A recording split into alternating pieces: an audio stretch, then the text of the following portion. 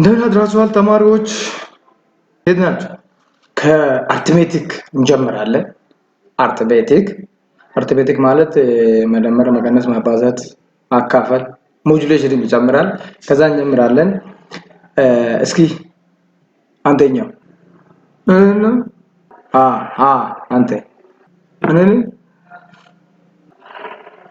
አንድና አንድ ስንት ነው? አንድ አባት ምንድን ነው የሚሰራው? ገበሬ ነው፣ አርሶ አደር። አንዱ በሬና ሌላኛው በሬ አንድ ላይ ስንት ነው? አንዱ በሬና ሌላኛው በሬ አንድ ጥንድ ነው የሚሆነው። እሺ ይሁን፣ እሱን ተው።